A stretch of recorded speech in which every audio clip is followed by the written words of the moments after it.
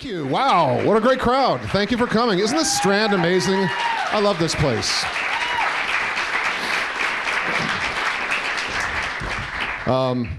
All-Star Academy got canceled like a year ago. But other than that, that was a very generous introduction, and thank you very much. You might wonder why, of all people, I'm the person that's joining the band for the conversation tonight. And by the way, we're going to get to the band immediately. I'm just going to talk for just a second.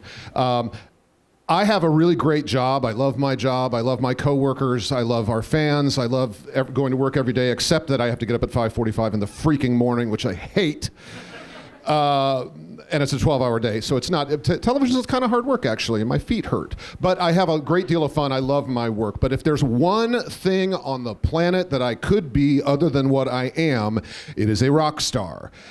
I would love to be a rock star. I fear that the window on that opportunity is closing more and more rapidly with every passing second. So when I get an opportunity to spend time with musicians that I love, I jump at the chance, and I certainly jumped at this chance. This is one of my favorite bands, and being here tonight caused me to explore their whole catalog. I discovered things I didn't even know about. It's a pretty rich and deep catalog, which I guess could be explained by the fact that none of these guys has ever had any other job except Guster, starting in college. So I'd hope they've got a little bit of output. So, without further ado, let's bring them on. Ladies and gentlemen, Adam Gardner, Luke Reynolds, Ryan Miller, and Brian Rosenworcel. Guster.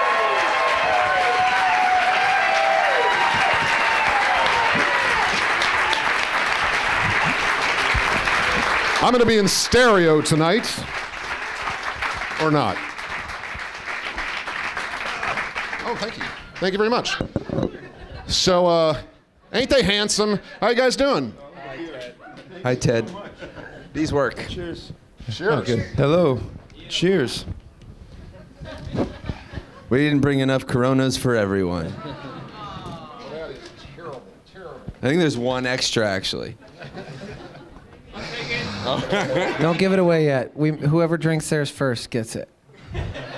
Oh wow! I don't think that should be me. I don't think I should do that. So when we're in the back, we're chatting, and it occurred to me that one of the many things that I love about this band is that throughout your catalog, within your songs, there are so many sly little, and it could just be me projecting, but there's so many sly little references where I'll say to myself, hey, that's the bass line from Breathe and Dark Side of the Moon, or hey, that's not the whole thing, just like little licks. And I wonder, does that just happen organically, or is it all in my head? Stealing things from other bands? Not stealing. Showing kind of when people write about you, they often mention some Beatles references, which I could make about your new album on Overexcited in particular, which reminds me a little bit of that part of A Day in the Life when he goes, woke up, got out of bed, got a comb across my head. And no, it's not at all a copy. It's just like the vibe of it. It's an homage. I mean, there's only so many notes. Right? Aren't there 88? Oh, that's keys. That's keys. I don't think that we've ever really I think that's called quoting in the jam band vernacular. It's like when you quote another song. I don't know that we've really done that on purpose, but I'm positive we've done it on accident, or we figured it out too late and we just pretend that we didn't notice it or something. But we definitely cop production styles and all kinds of things from bands all the time. I mean, I think even when writing, for the writing process for me, I just listen to records all the time, and I have a playlist of things I want to steal. If it's like a lyrical idea or a keyboard patch or something. I mean, I'm so influenced by contemporary music. So yes, I'm sure it finds its way in. There was one song years ago called Come On the album Gangin' Up on the Sun. It's track 8. Okay. Not a lot of fans of Come On here. I was going to ask you to play Come On. I love that song. Well, look, it's right there. Oh, wow. That's amazing. The reason I bring it up is when it was released, there were all these reviews and people were like, oh, yeah, the Jackson Browne influenced Come On. And not one of us has ever listened to Jackson Browne, and he's Doctor My Eyes. I like Okay. that song a lot. But it was just something that happened, and then like many years later, I heard some song by Jackson Browne on the radio, and I was like, oh, that sounds like Come On. I'm like, oh, well, it all came full circle. I actually like Jackson Browne. You don't like Jackson? No, I can get with Jackson Browne. Nothing against Jackson Browne. He's at all. awesome. Except that you don't listen to him. Except that. Who do you guys listen to? Oh, that's so. I did a USA Today playlist that got published in the USA Today national newspaper of 10 songs. Maybe You've heard of it, Ted Allen, That's- Emmy award-winning Ted Allen. I was in the newspaper today, so maybe I should be interviewing you. Maybe you should. I'm out of questions already. I think on my playlist, this because I already kind of did this. I had a Nancy and Lee song that was, and I had an Air song, and I had a Kevin Morby song, I had a Papas Fritas song, I had a the song, and I like that. and Love and Rockets because I was super influenced by like '90s like Depeche Mode, New Order. That kind of The Cure, that was really big for me. But we're also like really listening to a lot of contemporary music too. I mean, you didn't make a playlist. Luke, are you with us? Where are you right now? Yeah. I literally hold on before you answer the question. Like for real. I'll be super honest right now. What were you doing right now? What were you thinking about? I was tracing lines across everyone's head, alternately moving back through the crowd, and I had just come around this way clockwise, and I was going counterclockwise. Wait, Luke. You know that the record that you've been Hello, working where on, are we? You're the record. Hello. The record you've been working on for 4 years. It came out It today. came out today. Hello. You're sitting in a chair in front of 200 people. I have a microphone. Let's talk. You're also the only one that doesn't smoke weed here. True. Wait, do you want to answer the question? Here, I'll ask again. Are you listening to anything right now that you'd like to talk about? Yeah, sure. I mean, lots. Spotify is a wonderful thing. The algorithms, when they're working in your favor, what are we listening to right now? A lot of contemporary classical music, like Sharon's Nils Fromm and John Luther Adams. I like a lot of new classical music. Mostly, actually, it's funny. Like this last 6 months at our house, we almost only listened to instrumental music, and so that was kind of a new one because I haven't really listened to instrumental music since I was in high school, college. Wow, that's cool. Cool, thanks. That's I'm cool. back. See, that's why we try and engage you, Luke. But you can go back to visualizing patterns and looking for fractals in the rare book room, bro. We'll tap you on the shoulder if we need you again. Great. Okay. I mean, the whole reason I moved to New York was so I could see the Feelies more often. Oh, I love the Feelies. The Feelies is good. They're still tearing it up, man. I love them. So are we. No, Sorry, I don't know why I did that. It just felt like a it's a reasonable. robust moment. We are here to talk about you, aren't we? No, not necessarily. I think we're just trying to be entertaining for 45 minutes. How long has this been going on?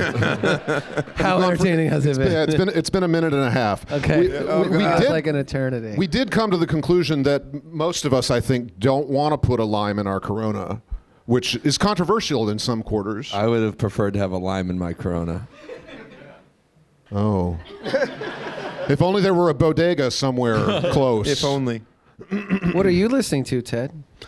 I like Death Cab a lot. I think they're great. I saw them here not long ago. I went to see Paul Simon's alleged last concert. Oh, yeah. I saw that too. I was watching it on television with like 800,000 other people in the park, but it was transcendent. It was fabulous. It was the Y Music one when he had the orchestra with the little mini orchestra with him. No, it was just regular band. Oh, okay. You know, my buddy plays drums for him. His name's Jim Oblon. He's from Connecticut. And I was thinking, like, what a gig to have playing drums for Paul Simon. But he lives in Nashville, and it's like, hey man, what do you have for drums home? He's like, I don't even have a drum set. He doesn't even own drums. He just plays guitar. He's like a really, really blistering Telecaster player. No drums. And I'm like, what do you do like when you go out with Paul? He's like, well, I keep my stuff on the road, man. Well, and what's he going to do now? Because he's out of a That's job. what I'm saying. That's like the best gig on the planet. Like, how do you go up from that? Yeah. I mean, he could be Jackson hot. Brown. I don't know. That's a thought. Call back. Learned that this week. First callback of the night. First call back. I mean, I guess you could criticize Jackson Brown for making an entire album about how hard it is to be a rock star on the road. It's a great song. It is a great. I love that song. The Road, I believe it's called. I thought you were talking about the Metallica song about how hard it is to be on the road. Did I mention Metallica? No, I'm sorry. I'm jumping ahead. I'm thinking in fractals. That's fine. That's fine. Metallica's too rough for me. My colleague Chris Santos loves metal, and has a company. That I don't think there's a lot of metal influence on this record. Not like before. No. You should do one. Okay, but that does bring up one thing. What? Go on. I mean, you could. What? Go on. So one of the things I love about this band, and maybe this is something that you all have noticed, I'm sure you're all fans, the enormous range of styles that you guys will put on one record, and that you'll put on, that distinguish the records from one another, and yet, as we were talking backstage, that somehow it always still feels like a Guster record. There's been like a few there are some fundamental blocks that have remained in the arc of the band, and I would say melody is probably first and foremost a thing that has remained consistent from Parachute to Look Alive, and I would say that lyrics have probably stayed in the same sort of range for the most part, and I would say that maybe some component of arrangement, paying attention to musical arrangements, less so maybe at the beginning, although Window off our first record had a violin, and then we started experimenting beyond that. And there's some I think there's some efficient songwriting components too, most of our songs are 3.5 minutes, and we're kind of thinking in verse, chorus, bridge, chorus, pop song structures, and I think that's remained pretty consistent. But texturally, that's definitely not true. Stylistically, probably not. But one of the big things on this record, when I played it for my friends, in the last couple months, it was definitely sounds like it doesn't sound like you, but it sounds like a Guster record, which I take as a super high compliment at this point. I've heard a lot of feedback on this record that says this is your Sgt. Pepper's, or this is your White Album, or this is your Abbey Road. And I don't know which of those Beatles albums has the most kind of eclectic genre hopping stylistic changes, but ours, Look Alive, definitely is all over the fucking place. It's just there's one kind of song that's crazy poppy, overexcited, and then there's deep, dark stuff. We start with Look Alive. Mind Control is really dark. We're just all over the place, but I'm super proud of that because I feel like every song on this record kind of stands for itself. It just kind of holds up. I think it comes out of just taking a bunch of years, but to make the record and to write the record. And the way we wrote it was broken up pretty significantly because we're all, parents, and so we wanted to spend time with them. We like our family, so we wanted to spend time with them. But we'd get together for okay, we'll do a weekend here, and then a month later we'd do a weekend there, and we kind of did that over a period of, a couple of years. And so I think because of that, we had a bunch of songs kicking around, and the ones that survived were these kind of outlier songs that we were most excited about. That I think if we had written them all in one bunch, we just, in the past, we've holed ourselves up, we would hole up somewhere for a few months and then kind of, emerge with songs, and we didn't do that. And so I think because it was spread out over time, it allowed us to play with all the different things we wanted to play with on a songwriting level and experiment. And I think a lot of that too just comes from being a band for so long. Yeah. In the writing room, in the studio, it's best idea wins. We're all four very different dudes. I'm not listening to contemporary classical music on vinyl every day, although I respect the hell that what Luke brings into it in the same way that we all listen to different things. So this Venn diagram of the four of us, trying to thread that with production, writing, lyrics, all of it. It's a difficult process, and it makes the thing at the end very strong, but it also can make it very eclectic. And we also are just in this, I'm 46. I'm in the I don't give a shit part of my life. I feel like the one thing that you learn as you get older is you just care less and less about what people think about you if you can rep whatever you're doing. I just feel every time I go on Reddit, it's 80-year-olds of Reddit, what's the thing you wish you told your 20-year-old self? And every one of those answers is some version of you should care a lot less about what people think about you. And so there is some version of that. Thank you. And now, say, here today, you, sir, what are you missing in your life? I'm just kidding. But I do think, it's a little bit Tony Robbins right there. Thank you, I appreciate that. I know, it'd be good. I do think a lot about it is just sort of a confidence that comes from just being around and the confidence of each other, but also, this is going to sound a little bit maybe gratuitous, but I also we know we have fans that anybody that's still here, and I mean actually in this room, is into this fact that we are on this journey. You know what I mean? Like anybody that wants us to strum our guitars and have Brian bang the bongos only and have harmonies is gone a long time ago. So people that are still hanging with us have given us permission and not even permission, but have encouraged us to be able to well, how far out can we go before we go too far? And so that was a real MO on this, especially on something like Overexcited. It's well, I'm singing in an English accent. This is kind of stupid. And it's but is it the fine line between clever and stupid? It's well, it feels like it's kind of the thing. It works. It's in and of itself, it's we like madness. This is kind of like madness, or this, if I sang this without an accent would sound dumb, but let's just try it. And then you listen to a Ween record and they're all over the fucking place. We're 1% as weird as Ween. Did any of you other guys object when he started singing in an English accent? No, we all loved it. When he tried not singing in English accent, he tried to get away with it. I really did, because it's kind of weird. It's so funny. I've been on this press tour all week, and it's inevitably one of the first questions, and I never really thought about it. You know what I mean? I think. Well, kind of, but kind of not. But I mean, I was I never felt like I was ever gonna have to defend it. I was just oh, this is a weird thing, because it's also kind of funny too, because if you think about dudes that just drop accents around, it's kind of a weird, dorky thing to do. You know what I mean? I was oh, and I just did that on a record. Oh, I just did that on our first single. Wow.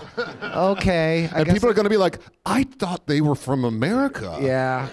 But it's a very egregious example, but I also think somebody else asked the question what was the hardest thing about making this record? And to be honest, it was just sequencing the record, because the record is so disparate from song to song, and you have a song like Overexcited that's kind of poppy, and then you have a song like Hard Times that's very plain spoken, talking about shit, and then you have a song like Look Alive, and that's also kind of heavier, and it was a really hard thing to kind of pull together, although I think there is a center to the record. I just don't think it's exemplified in a single song, if that makes any sense. That makes sense. Have any of you heard the record yet? Oh, yeah. Okay. All right. Very cool. I mean, Look Alive, the song, is I think I've had this verified by Brian, is a political song. And the material is heavy when you're thinking about it.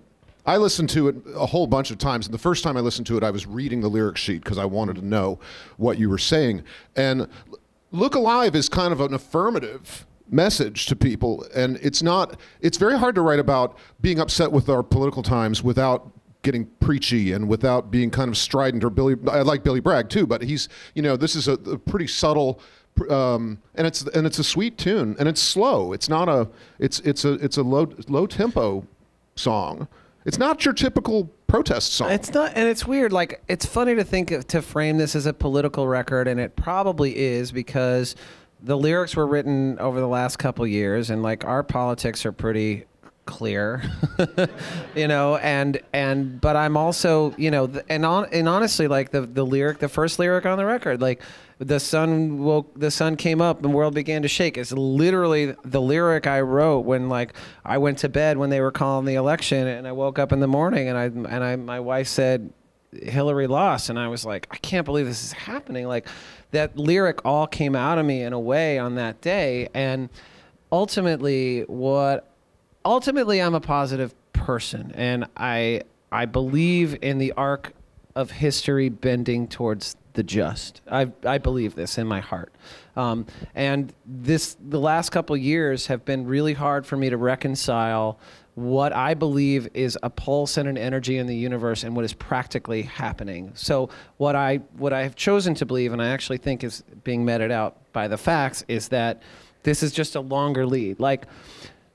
People who homophobia, misogyny, all of these racism, all of these things they're being stomped out, and it's so fun to talk to young people about being gay now. It's just oh no, it feels like it's happening so quickly, things are moving quickly, and also politically it doesn't seem like that's happening. So I really wanted to make this record not all doom and gloom, although there's some doom and gloom, but to really feel like the optimism that I feel is justified. So Look Alive was like a call to arms of like, all right, guys, this shit's fucked, but like, look alive. Let's stay in this, and we can, and things are gonna be okay.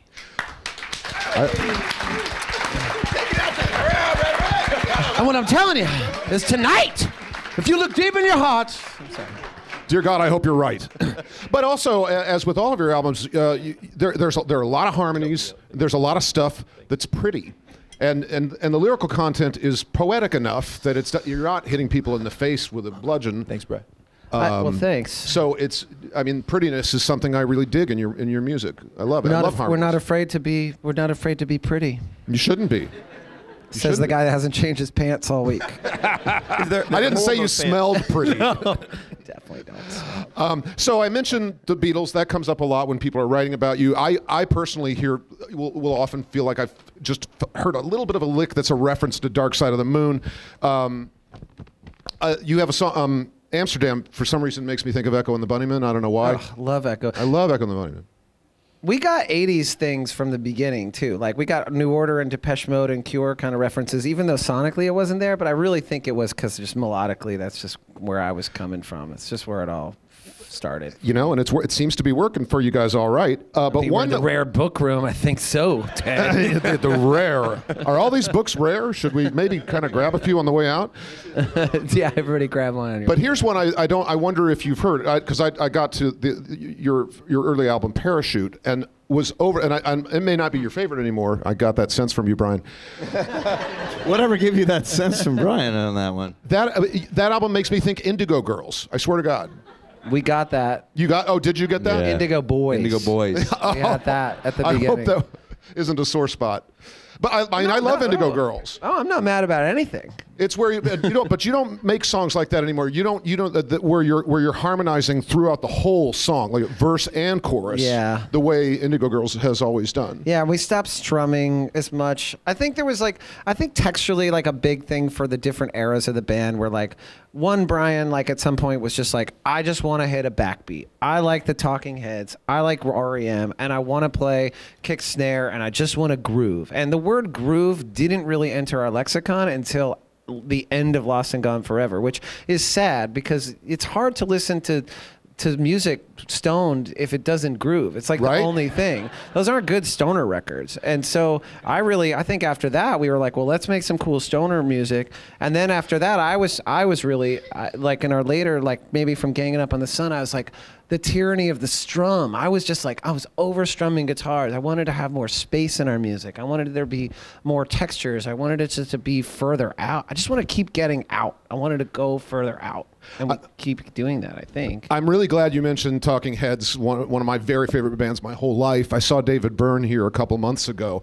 Magnificent. Crazy. And everybody in the show, I don't know if you saw the pictures, they all wore gray suits, no shoes, and everybody was mobile. All the drummers, Brian everybody. saw the show. I was at the King's Theater in Brooklyn. I was at the one the night before out at Forest Hills. Yeah, it was unbelievable. Unbelievable. And the fact that you had the balls to cover nothing but flowers. It was early. I don't think we would do that now. We were young. I love that song. I love that album. Naked, I believe it's called. Naked. Yeah. It's a really good cover, and it's not a simple song. No. Not to me. Not anyway. as groovy as it probably could be. This is where you get into Guster self-loathing, where we can only find the things we could have done differently instead of celebrating our wonderful Talking Heads cover. And that's the problem, gentlemen. You can live in that land. You need to go past it. Sorry. I'm just going to do that every once in a while. That was this 5 minutes. There, fair enough. Sorry. Was there a question? We talked about Chopped yet? Yeah. We could if you want, sure. Do you have any questions about Chop, Brian? I don't understand. There's no other show on television where I can be in a hotel room and watch for 10 hours. But Chopped, I can just watch for 10 hours and never get tired of it. That's a real compliment. That's an enormous compliment. Our team is amazing. Our editors are great. the woman who created the show, and our show is run almost entirely by women. Good for whoop whoop. Whoop, whoop. Big ups for Linda Lee. Not only did Linda Lee come in and rescue Queer Eye, the original Queer Eye, which was a disaster. The guys who invented the show were brilliant. They just don't know how to schedule anything, and we had no weekends off. We couldn't take endorsement deals. We couldn't visit our moms. It was a mess, and Linda came in and fixed it all because she knows how to do production. And then she invented Chopped and asked me if I wanted to host it, and I said, yeah, okay, whatever. and here we are. And we shot our first season of 13 episodes, and then the next season was like 39 episodes, and then it went up to like 150 a year or something insane, because it's never in hiatus. It's always airing. And is that fun? Are you having a good time? Hell yeah! Right, absolutely. And do you have ambitions to like do it forever, or do you have like do you harbor ambitions beyond? I mean, it's not a judgment thing. I'm just asking. Yes. And I'm going to bring this. We'll all bring it back together. You know what I mean? Well, I mean, I'd rather be in your band, but I don't think you need me. Careful what you wish for, Ted. We got an extra keyboard back there. Oh! Double reference. But you know what I did realize, though? I confessed my ardent desire to be a rock star moments ago. The travel's got to be rough, and especially with families involved. Oh, yeah. This was a tough one. Yeah, but it's rough at different times. Like when you're a young band starting up and you're in a van, you're paying your dues. You know, you're playing, your guarantees are $250 a night when you first, start working with a booking agent. And it's 5, 6 guys to a hotel room, and you're slugging out in a van. And nowadays, we've all been on the road. Well, these guys, 26 years. I've been on the road 17, 18 years, and the first 8 years were in a van. So travel life now is relatively cush. We have a tour bus. Our own bunks we can sleep in, and especially once things get rolling, the bus becomes your home. And it's tricky being away from your families, but we all have kids, so we schedule tours around like school vacations and stuff. So as far as like touring gigs go out there, the Guster touring gig is like pretty consolidated and ideal. So you used to make $200 a night. How much do you make a night now? It's higher, I hope. I make slightly a modest teacher salary. Public school, non-private. Okay.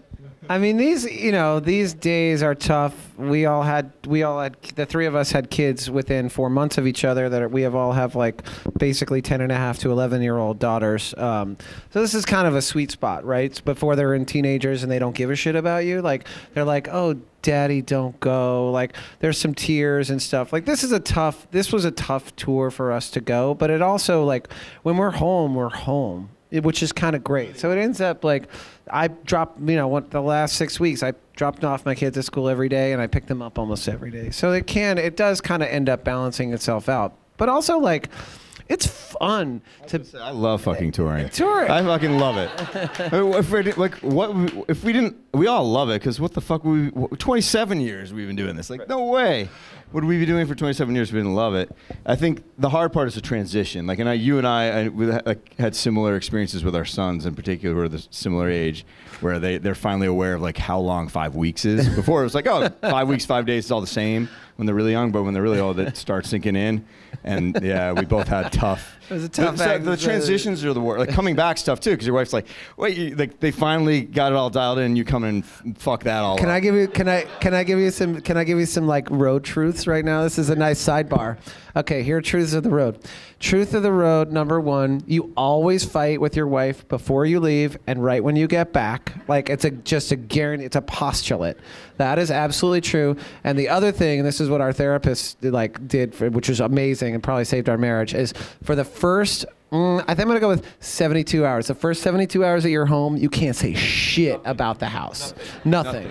Like about what's going on, about why there's like something on fire in the sink, like if there's a rat that's just like living in a bedroom. It's just cool. Did I you guess check you like the oil rat. in the car? Yeah, nothing. When's the last you time you cannot checked say the oil? anything for 72 hours when you get home. These are two postulates of. I'm just kidding. Postulates of the road. So you guys are rock stars. Do your kids think you're cool, or do they? No. Do they not at least think you're? My dad was a certified public accountant. My dad's an accountant too. Oh, yes. No wonder we like each other. Go. Right on. Bing bong. Actuaries. Okay. CPA in the house. CPA, What if one of your kids was to like be able to take a friend to one of your shows and be backstage and I don't know. Your kids, but your kids live here, and so they're like surrounded by like cool people. There's a dad at my kid's school named Greg Banks, and he kind of looks like Lenny Kravitz. He wears like tight bell-bottom pants. He's got like 30 necklaces on. He's got amazing hair. And when he's a musician, and when he walks down the hallway, everyone goes, "Oh my God, that's Greg Banks. That's Greg Banks. He's a rock star. He's Greg Banks." And my daughter came to me and she's like, "Yeah, and like at the school thing, Greg Banks is playing, and he's a rock star." And I'm like, oh, "Okay," and then I just couldn't hold up. I'm like, "Do you know that Daddy's bigger than Greg Banks?"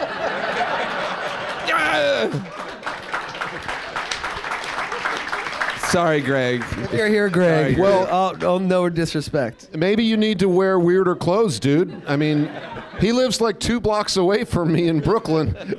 You could pull it off. No, I can't. Okay.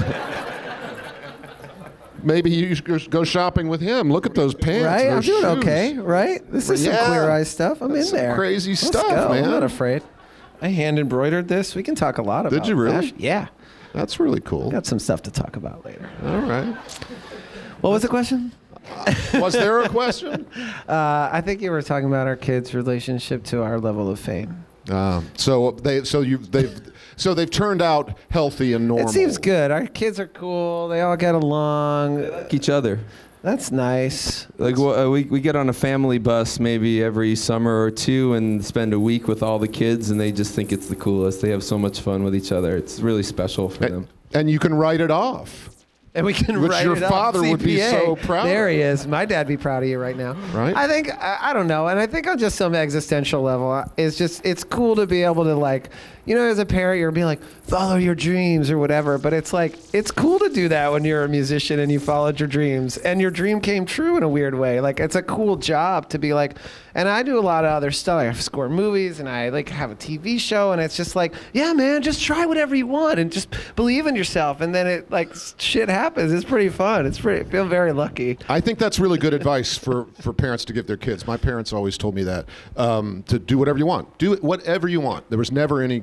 I first wanted to be a psychologist, and that's why I went to Purdue, and I have a degree in psychology, and then decided I didn't want to go to 5 years of grad school. What I think would be the reason I want to be a rock star still is that I can't imagine any high bigger than devoting all this time to writing these songs and then being on a big stage and having all that energy, all those people singing your own stuff back to you. To me, that would be astonishing. I don't know. Like, where do you think, this is kind of a fun question, not to like hijack this, but where do you think your peak fun is in being the band? Like, is it that? Is it being on stage? For me, it's that. It's totally that. And Guster fans are crazy singers. I know sometimes they can play. You'll see the tweet where it's like, "I came to see them sing, not you," like that stuff. But like from this perspective, that's definitely why when I say I love the road, that's what feeds me. Because you've done that yourself. When you go to shows with bands that you've grown up idolizing, we all do that, don't we? I hope I wasn't annoying people at that David Byrne show too much, because I know every word that guy's ever written. I have everything he's ever recorded. So do you want to answer? Do you want to answer your own question, or do you want to answer his question? What's your favorite part of? Yeah, I want to say what my favorite part is, but then I also want to ask you, like, this kind of has to do for me personally. It has everything to do with. I mean, I love recording more than anything. That's what really gets me off. I love the studio. Besides my family, I love recording almost more than anything in my entire life, and I never get tired of it. I live for it, and so for me, recording is and finishing a project, seeing it across the finish line, and psychologically signing off from it and being done with something and letting go of it, even when I feel like it could be better or just different. To me, that's the ultimate satisfaction, and it has everything to do with collaborating with peers on the highest level possible. I feel with my guy and girl peer friendships, it's the most intimate way that I can be friends with someone without being in a relationship with them is recording, in the studio. It's like a very, it's like a high level connection, and touring for me kind of enables the recording. Like, I know if honestly, like, and I mean this with like the total respect, like, you know, we took 4 years to like write and record a record this time, and I you know, and one of our goals is to like, how can we record and write and record music like faster in between album cycles, and for me, like, touring is fun, but I really love the recording. I mean, so for like you, like with TV, like, what is the most fulfilling part of like what you do? Like, what is it that like super satisfies you on like a very high level? I love the relationships that I have with our judges on the show, from Alex to Mark Murphy to I'm close friends with all of them. I spend time at Mark Murphy's house with his wife. He and his wife Pam. They have a great place on the beach. I think it's those friendships. I think it's that you spend 12 hours a day together for a season of, you know, 75 or however many shows it is, and you hopefully get along, because that's an awful lot of time to spend with people you can't stand. And I've learned so much about food. I love chefs. I love people who do that. It's such an incredibly difficult calling. It's long days. It's working every holiday. It's missing your kid's birthday. It has some things in common actually with rock and roll in that respect, in terms of the things that you do have to sacrifice. But the people who do it, I was a reporter, a journalist before I did this, which I also loved. And there's something about people who are in journalism and people who are in culinary, they can't take no for an answer. They have to get that plate out, and you're only as good as the last plate you served. You're probably only as good as the last concert you gave. And that character, that drive, that determination to get it done, I love that. Did everybody get a chance to talk about what's fun about being in Guster? Ryan? What about girls? Oh, you're all married now. Shit. What about before you? No, never mind. We're so G-rated. I bet those early Guster shows backstage was something else, right? When they had the VH1 behind the music thing, we were never destined for that. Like, we were the most boring band ever. There's just no juicy stories here. I'm totally cool with you not waking up one day with a needle in your arm. Yeah, me too. How did you hear of our band? I was curious about that. Like, I was surprised to hear that you knew who we were. I was, honestly. I was surprised that you knew who I am, or that I had any affection for you. I was on an airplane, and the John Cusack movie Martian Child came on. And I don't know if anybody likes the song Satellite, but I liked it a lot, and I said, I gotta buy this stuff. I'm gonna. And you're one of those bands where maybe you have I know you have bands where you'll buy stuff sound unheard. Like, a new album comes out, you know you're going to buy it. You're a completist. Yeah, there's like 7 albums that came out today that I feel that way. Yeah. Sorry, I didn't mean could get it. No, I was just saying go. No, that could get expensive. It is. And I use Spotify, I use all the services, but I like to own the stuff. Every time I depend upon internet availability for any service, it always sooner or later screws me over in the Catskills or something, and I can't do something super important. It's always the Catskills. Fucking Catskills. I've been on a really big vinyl kick ever since with the kids stuff, and it's helped me appreciate music a lot more because I'm listening to albums.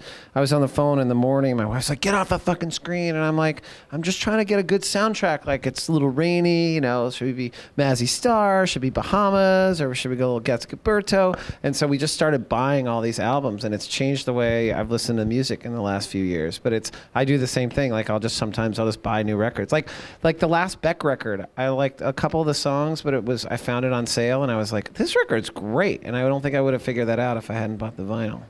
I don't know how this all relates. The best parenting advice Ryan Miller ever gave me, and you don't give me much parenting advice, was to buy a record player because I was complaining about my daughter just listening to like pop songs. And we got a record player, and then like the day later, the guy that happened to put in my dishwasher, who also built my guitar and our fake piano thing on stage now, dropped off 200 records of like all Nashville sound stuff, like Mel Tillis and Don Williams and Glenn Campbell and all stuff. So it's been, the vibe in my house has changed drastically. And my daughter's listening to albums and like checking out, like reading liner notes and like doing the thing that, I don't know why that's so important to me. as a parent, but I do. I think it's because I'm a musician. You're a musician, and bro. it's like, hey, there's a band behind that. There's an artist behind that song, and like get to know the artist. And maybe they have other songs you like. But there's a richness and depth to that art form, and in my family growing up, my parents were really into Jesus Christ Superstar. And I became into it as well. It's a great piece of it's an incredible piece of music. Now we have Hamilton, which is my generation's Jesus Christ Superstar. For me, anyway, I love that show. I've seen it 3 times. I have the album. I can't get my husband to stop playing it. He only plays Hamilton, but it's so good. I don't know if you've had a chance to see the show. No, we banged the record at my house, though. Oh. But to speak to your point about, just to, I don't know, bring it back-ish about, like, records, is we had I read a lot on the internet, and I've read about the death of the album for the last, like, 12 years, and I understand Spotify and algorithms and how this all works, how it affects my own listening, why I went to vinyl.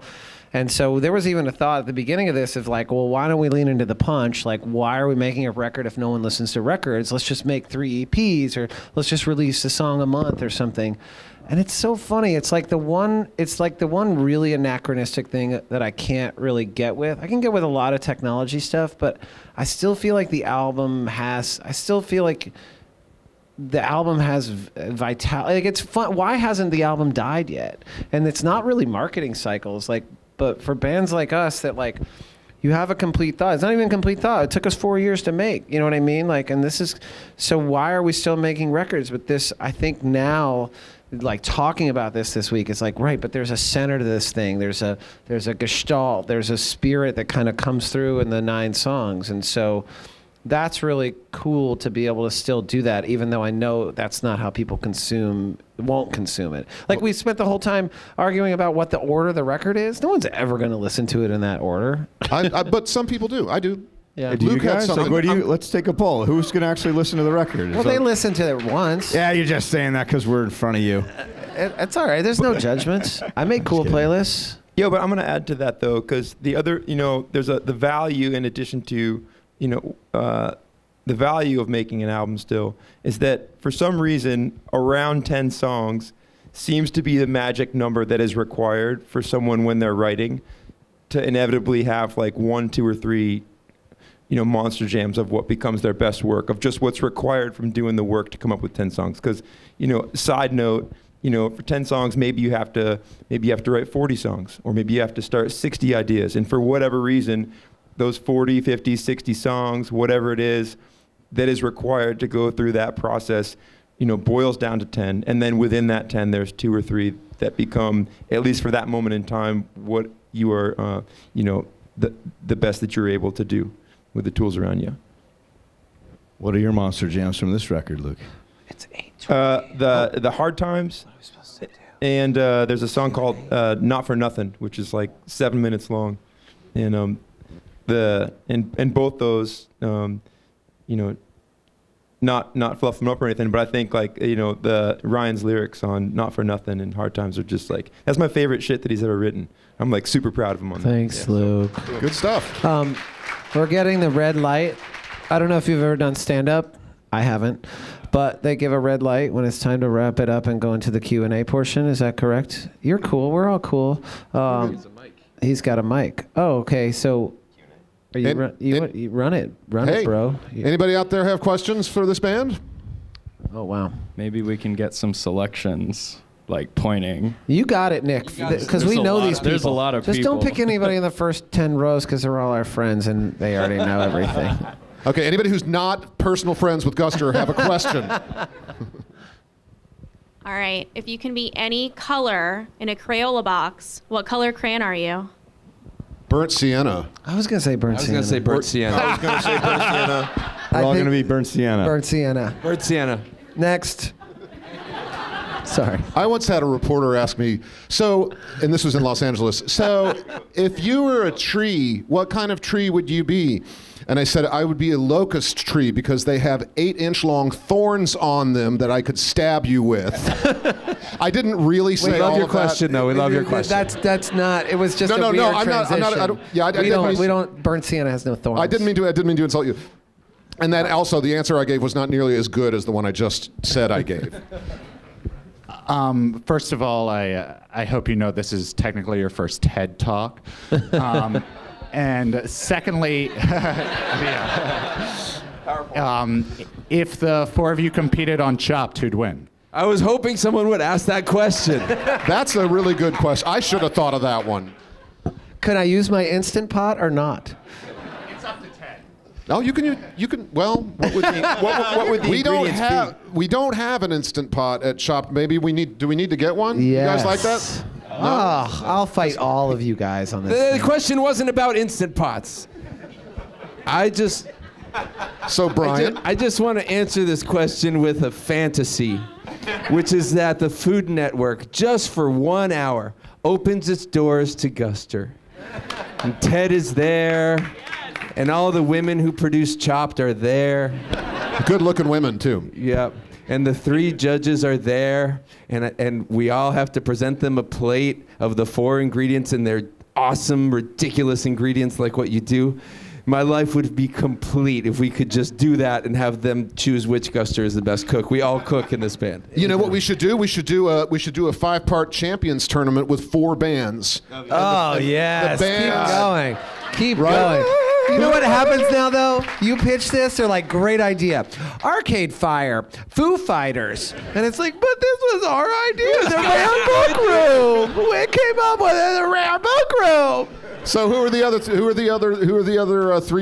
3 bands you want to take on? We have all our friends, like our friends band. No, wait, what are the other? Oh, this is a fun game. Who do you want to beat? Oh, who would I would be? With you guys, I want to cook against you guys. Well, no, you would. It would be the 4 of you. Once and for Yeah. all. Who makes One the of best? you would win in that heat. yeah, And then okay. the next heat would be Metallica. This is a fun game. Yeah. Okay, Count us in. All right, I would like to go up against Bjork. Because she would be amazing and make like octopus Squid prune octopus. salad. I was gonna say and it would be octopus. amazing. And I think Robin would be awesome. Like Robin the singer would be amazing to be on this show. And Tony Bennett. I love Tony Bennett. What if Tony Bennett and Lady Gaga? That's cool too. That'd be She's cool. That would count as All right, one team. Next question. Hi. Hi. Thanks for coming, guys. Thanks for coming, you. Brian F. Greg Banks. The thing I was going to say, like the beginning of the conversation, you guys were talking about the idea of new music, new territories, getting a new sound. But do you ever, on the flip side, and don't take this the wrong way, because Oh, it's I too love late. the crap out of like Evermotion. I No, love the new it's stuff. too late. I know where you're going with Do you this. ever say, Sit down. let's do a back to basics type Back of thing? to basics. You know, I think there is. I think while a lot of what drives us creatively is to be somewhere that feels very fearful and uncomfortable, where we feel like that's where the most inspiration comes, we try also to not forget where we came from and to keep in mind like what's great about our band. But I don't think that what was great about our band, like I said, like Parachute Goldfly really didn't, we never thought about groove. We just never did. So like if that's basics for us, I don't have any interest in going back into this land because that music doesn't sound good to me on like what I love about music. It has to feel good. And so, okay, go But ahead. I want to add to that when I think of where our music could go, I think of a lot of hand drums. I think there's ways to use hand drums and harmonies and acoustic guitars without the kind of immature version of them that we did in our early days. And I think that you can incorporate all those elements with a more kind of mature, sophisticated palette, and it would be an amazing kind of return to your roots. Wouldn't sound exactly like our roots, thank God. But I think that is part of our future as well. All right, next question. There's no possible way that I'm going to be able to help you all. You're doing so great, I'm Nick. sorry. You're doing great. You're saying things out loud that There I you think you go. mean to just be thinking. I'm very honest. Just keep the dialogue going, Nick. Just keep. Going back to Parachute and Goldfly, just for one quick second, are there songs that you guys refuse to sing ever live? Yeah, the songs on Parachute and Goldfly. Come on, Adam. Give me the...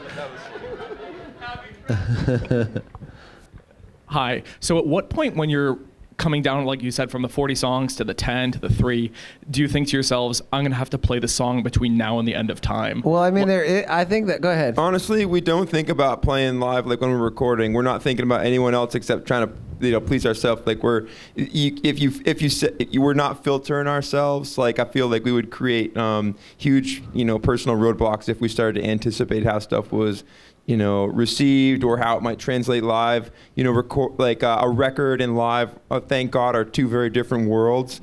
In the best case scenario, you write a record that then translates and enhances your live show. Does that yeah, although it's funny because I agree with what you're saying, but I also would say the opposite in a way, because I feel like everything that we write, I want to be able to, like, I do ask myself the question, am I going to like this in 10 years? We make records so infrequently, it takes so long, and part of the reason it takes so long is, like, we wrote some of these songs 3 years ago, and it's like if we recorded them like 6 months ago, they kind of go through the test of, like, is this just fun to do, or is it actually good? So I think there is part of our process where we're like, it takes so long because we want to make sure what's on there. Actually, we said it a million times, but our goal is just to make a classic pop record. So, like, classic also kind of equivocates with timeless. Although I don't think that still has to do with you pleasing. That's like you being satisfied with your own best work. You're right, still making not decisions about after right, but 6 months as they but pass. some of it is to answer the question of saying, like, yeah, I want to be able to rep this in 10 years. I hope that I do think about it try and be timeless in that sense. We got time for like a couple more. Nick has the power. Nick has I looked at you first. It's not your turn. You can't break up in there. You can't go rogue. We have policies. Hi, I have a question. What is necessary? What's not necessarily your favorite song, but your favorite song to play in concert? 1 through 4. Go, Luke. You got one? I got one. Oh, new songs. Hello, my name's Luke. Fractals. Yeah, it was really weird. The new songs are fun to play because we're still kind of like in like scared territory. Like, Scaratory. Yeah, scaratory. We're like learning how to play this stuff. Like I played like a 7-foot marimba on national TV last night. I was. Have you ever scared. played marimba before? In the studio, yeah, but like live, never. But all the new songs are really exciting to play because they're new. Thanks, homegirl. Go ahead, Luke. I mean, go ahead. I'm Adam. You're Adam. I'm hi. Nice to meet you. You seem great. You seem nice. For me, Mind Control right now has been like my favorite new song to play live for sure, because it's just very different, and having that low 808 bass sound, I'm enjoying a lot. It's a different kind of joy, because like you could play Come Downstairs and Say Hello and people kind of lose their minds, and it's really fun. But I'm still thinking about like cats or laundry, and donuts. You know what I mean? Like I can't. It's not. There's nothing visceral about it in terms of like me having to figure out how to do it. So it's like total muscle memory. I love the feeling that it gets, and I love the energy that comes out of like kind of old classics. But it really is. It's kind of like.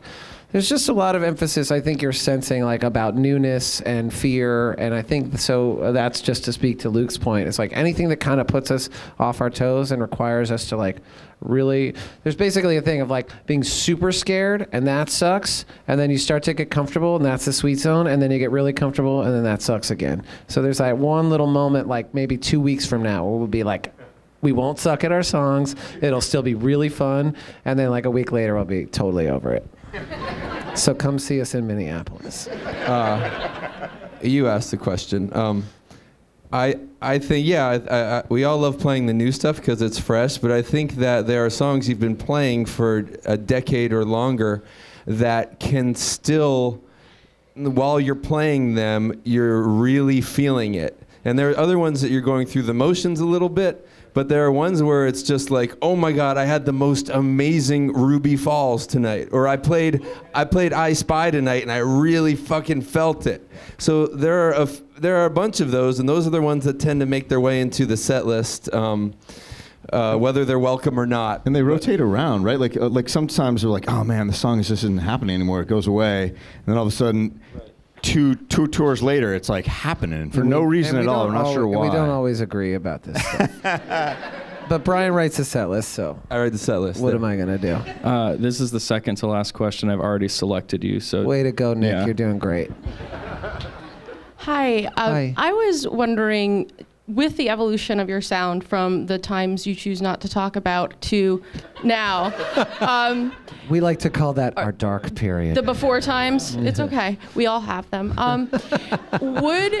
Are there any sounds, textures, and I guess I'm thinking musical instrument-wise that you haven't tried that you kind of really would want to try or add in that make you curious? Great I'm question. Just wondering. Yeah, every time we get in front of a new instrument, we have an inspired moment. I mean, a new instrument can really spur a song. And I have an electronic drum kit in my basement now after never having electronic drum kits, so I'm excited to write with all these new crazy sounds. Sorry. Yeah, sorry. Sorry to everyone. But yeah, there's probably a lot of instruments that will be in our future. Although I will say this, like the thing that we locked in with Leo, which this record, I know that some of you guys are just starting to get to know this record.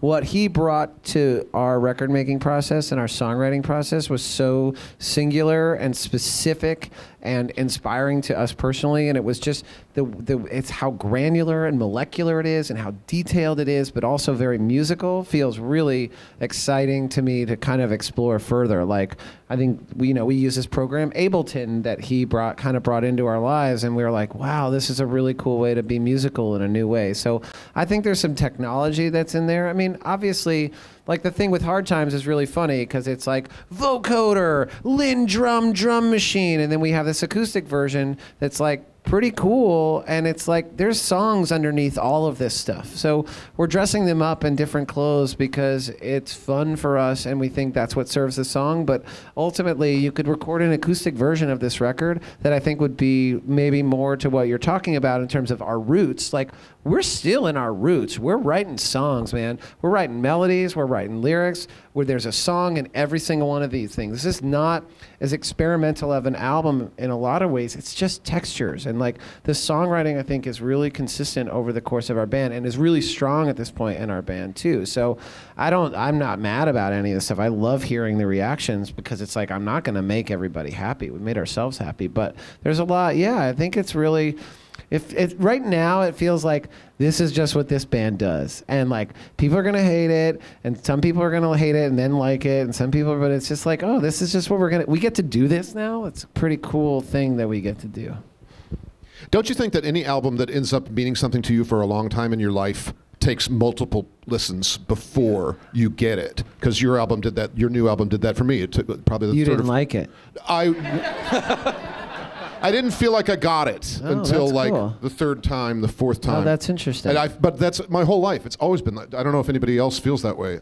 Well, Brian and I, like we obviously went to college together. Brian was in college radio, and he would bring stuff home, like bring stuff to me all the time, and be like, "Dude, check out Yo La Tengo," and I'd be like, "Oh, it's so dissonant. I don't like this." And it was like, I always felt like Brian had a really amazing ear for hearing. Like I always felt like he was 4 listens down from me. Like I would get to where he was about like later, and for whatever reason he just hears records differently, and we rarely disagree about music, and sometimes I just kind of need to catch up to where his ear.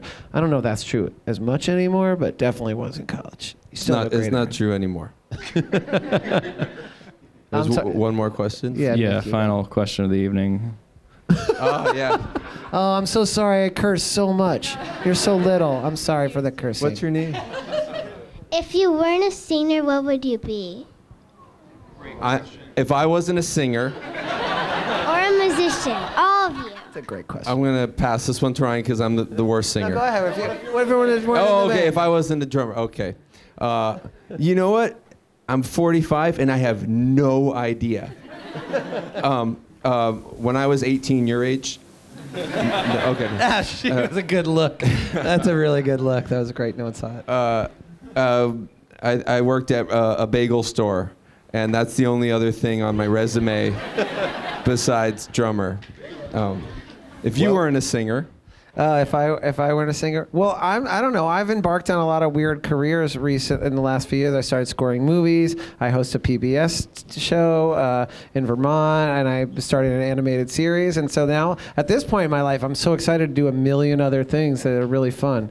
I tried to be pre-med, but I slept through my Chem 1 midterm, and I got a 0, and I was like, I can't be pre-med anymore.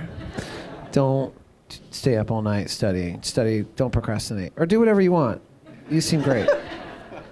I got a mic. But thank you. Here, I'll use both. Well, much like Ted Allen, my new best friend, I got a psych degree as well in college. So I would probably be in a lab somewhere studying people's brain matter. Yeah, for real. Like I was super into that in college. I was into perception and people, there's a lot of research on vision, but not a lot on haptics or other senses that we have. And I was super into cognitive neuroscience. So I'd be probably a cognitive neuroscientist. And just for the record, a sidebar, his father is a brain surgeon. True story. Or I'd be a ski bum. I'm not sure. One or the other. Haptics or ski bum? I totally go with ski bum myself. I love that. Luke? Well, let's see. When I was a senior in high school, my dad took me to look at 2 colleges, and one of them was the University of Montana, and I went to the wildlife biology department. I love the woods. And when I was in college, in the summers, I'd go work in the national parks. Like I'd go guide boats or guide fishing trips, or in the fall, sometimes I'd guide deer hunts for outfitters and stuff. And so I loved the woods and I loved animals. But I looked at 2 colleges, the University of Montana and then a music school in Colorado. And I got a scholarship to the music school. So I ended up doing that because it made it, for our family, so I could go to college and stuff like that. And but honestly, I think about it all the time because like music is up and down. There's been Is this an uptown, an up, or a down right now? This is an upper. Okay, good. This is an upper. Ready? So here you go, and I can hit it. It's in 30 seconds. Is that and I've been in this band for 9 years, and then another 9 years of music full time before this. And there's been some years where things were going great. Publishing deal. Or this or that, and then other years where I was on food stamps and doing demolition in between tours. But ultimately, I think about it. If I could find something that I loved more than music, I would happily do it. But to be honest with you, I haven't found anything that's as exciting as making music, with friends on a high level. So that's just what's up. Nick, so how I'm we sticking doing? it out. Great question, and thanks for asking it. I will slowly rotate. Okay, ready? Enter a scene that defies description. Say to open your mind, take it all inside. One click at a time.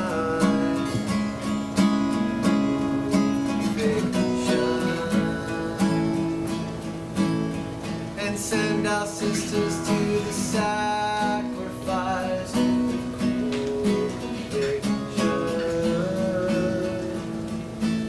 Sinister systems keep us satisfied. These are hard times. I'm breathing in the oxygen. I'm holding in hard times.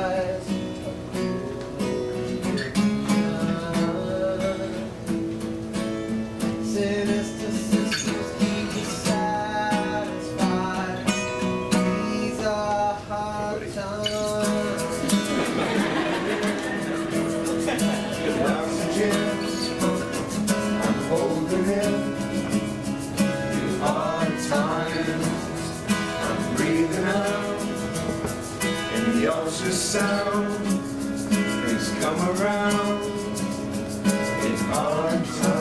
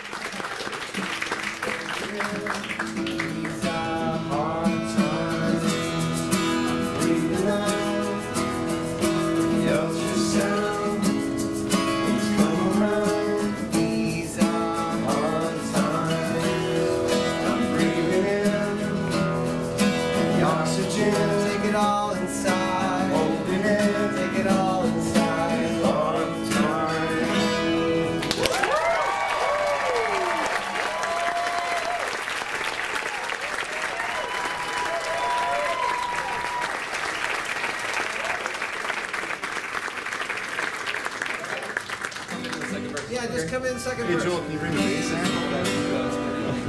We're gonna take it all over here. Yeah, so you just have to hold that. This is a. Oh yeah, you. Somebody can hold it. Thank you. This is a cover that we started doing this week. I think Spotify or somebody was like, "You need to have a cover," and I love the idea. It feels weird in the middle of all this new music to put another cover in. But this actually did come up because I think we found it. You found it because Noah sent it to you, and I found it from Spotify, my discovery weekly. And it was this beautiful song from 1974 by this artist named Lavi Seafray. It was just like, it just kind of jumped out at all of us, and the story behind it is really beautiful. So it works well in this little format. Oh, and I forgot the Circle, no circle. Circle a little bit. No circle. No circle? Okay. You can't circle, and this way I can look at the lyrics. Okay.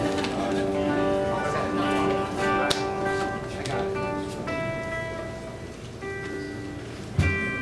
Oh, is that going to be annoying? Can you put that? I mostly have it, but just in case. All right, ready? Ready? Ready, here.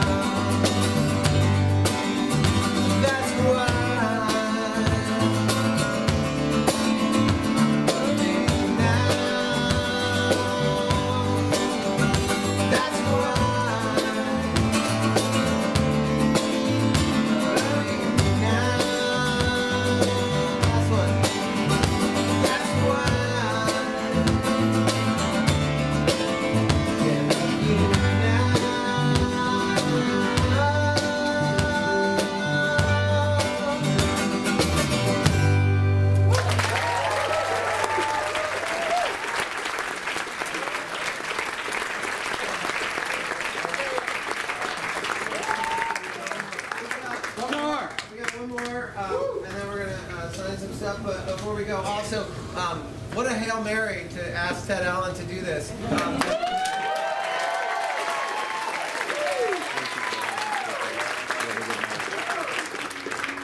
I will say one of the fun parts about this job is finding new co-conspirators and collaborators. So thank you for the effort that you put in. Thanks for that.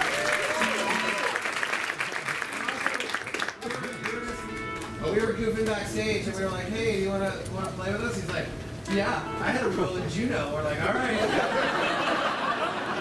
You guys gonna play this with us? Half my life ago, I had one of those. It's all right. Too late now. Oh wait, we gotta make sure we give him the right sound now. Oh yeah, right. Yeah, that's important. Okay. Yeah, this is not mine. It's okay. Ready? Yeah, man, turn it up. Okay. There we go. Is that the right thing? Keep going. There it is. Okay, here we go. Oh, that's wait, so it's like.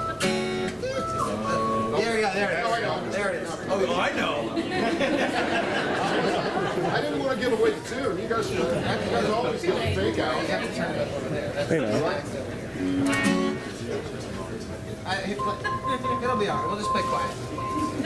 I'm sorry. It's Give me not going one up, second. guys. Someone is walking me as you're talking to me. So I'm going to put the phone away for 1 sec. We'll just play quiet. We got it. You're good. Okay, ready? It would be really awesome if I ready? could keep him for another hour, but I understand that the answer is no.